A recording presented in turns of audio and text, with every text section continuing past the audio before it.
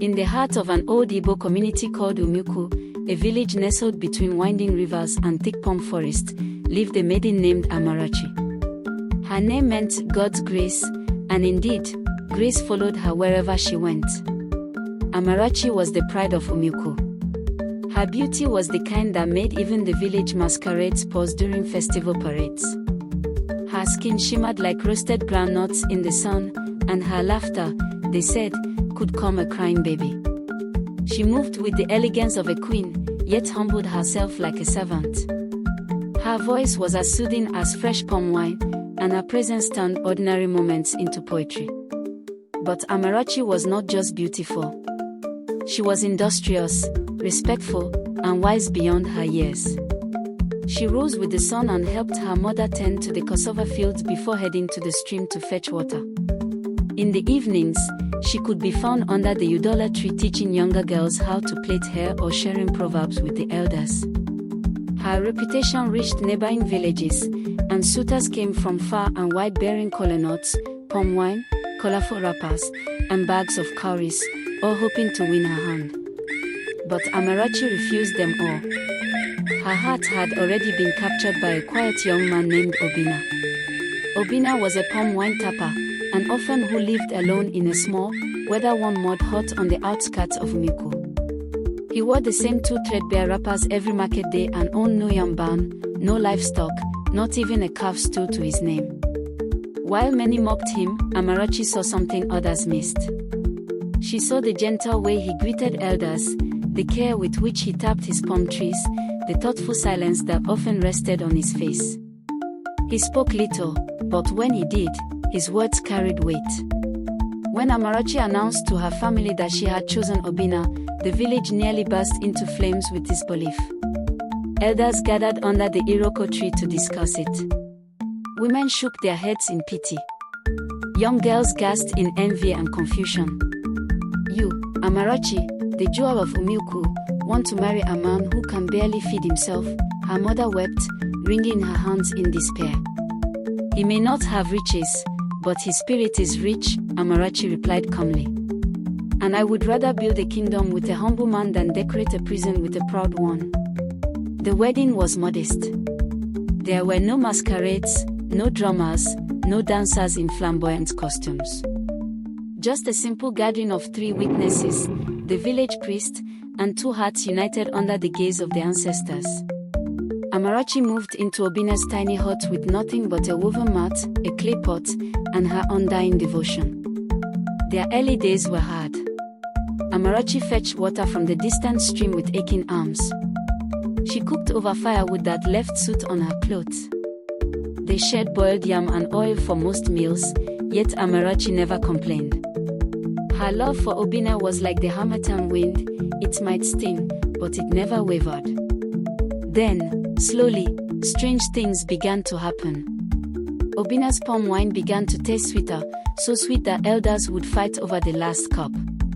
People traveled from neighboring villages just to buy it. His wine sold faster than he could supply.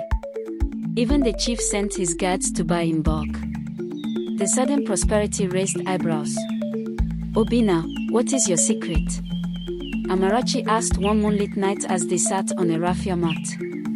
Obina looked up from the fire and smiled faintly. The forest has many secrets. But not all are to be told. With his newfound income, Obina slowly transformed their home. He bought 2 goats, then chickens. He added a second room to their hut and began to cultivate a small yam field. Yet, despite the prosperity, Obina never changed. He still rose before the sun, greeted every elder with a bow, and walked barefoot through the market like any common man. One harmattan morning, a peculiar visitor arrived. He was an old man with one blind eye and a walking stick carved with ancient CBD symbols.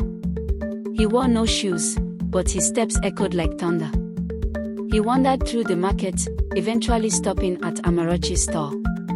"Child of grace," he said, his voice low and raspy, "your husband is not who he claims to be." Amarachi blinked, confused and alarmed. "Who are you?" The old man leaned closer. "Tell him the time has come." And just like that, he vanished into the bustling crowd. That night, Amarachi sat Obinna down by the fireside. "Who are you really? What are you hiding from me?" Obinna sighed deeply. He stared into the flickering flames, as if seeking courage from their dance. Then he took her hands and began to speak. He told her of his origin, of how he was not merely a palm wine tapper, but the son of a revered Dibia from a distant land beyond the Ik River. His father, before passing into the ancestral world, had gifted him an enchanted god, a sacred vessel. Any wine tapped into it would be transformed into the sweetest brew the world had ever tasted. But there were strict conditions. He must live humbly, love purely, and never exploit the power for vanity or wealth. "I ran from my father's land," Obinna said, "because men became wolves. They wanted the god. They killed for it. I came to Umuku to hide and to live as a nobody. I never expected to be loved for who I was beneath the mud on my feet." Tears rolled down Amarachi's cheeks. "So why now? Why tell me this?"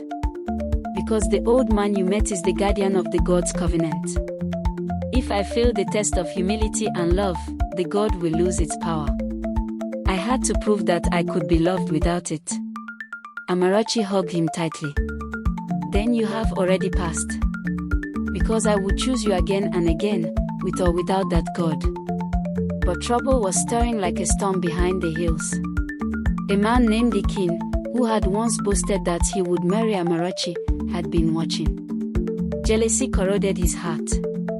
How could a lowly tapper win what he, a young merchant with 3 wives and a red cap, could not? He began to follow Obinna in secret. One night, Ikin trailed him into the forest and witnessed Obinna tap into the magical god. His eyes widened with greed. That night, while the moon was high and the wind eerily still, Ikin crept into their compound. Amarachi, sensing something, awoke and peeked through the thatched window. She saw a shadow moving near the wine shed. She screamed. Obinna rushed out just in time to see Ikin laying hands on the god. As soon as his fingers touched it, a thunderclap split the sky, and a sudden whirlwind knocked Ikin to the ground. He screamed in agony, clutching his chest. His legs twisted unnaturally, and from that day, he walked with a limp. The village erupted in whispers. The next day, the elders summoned Obinna to the sacred Iroko tree. The blind old man reappeared, his staff glowing faintly. Obinna stood tall, his eyes steady. He told them everything, his past, the god, the covenant, and the warning. The old man turned to the elders. He has passed. He loved without revealing his gift. He gave without pride. Then he faced Amarachi. And you, daughter of grace, you saw a man's heart when others saw only rags. Your love preserved him.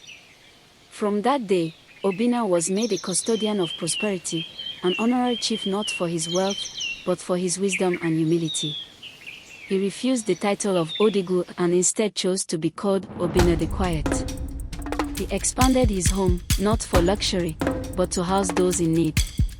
Orphans, widows, wandering souls, all found comfort in the compound of Obinna and Amarachi. As for Amarachi, she became known as the mother of Umuku. Her story was sung in moonlight tales, and her name was whispered with reverence. And even in old age, when her back was bent and her hair was silver, children would gather around her and ask, "Mama Amarachi, what is the secret of your joy?" She would smile softly and say, "I married a poor man who turned out to be the richest soul I've ever known." Love is not measured by wealth, but by truth, humility, and the courage to choose with the heart, not the eyes.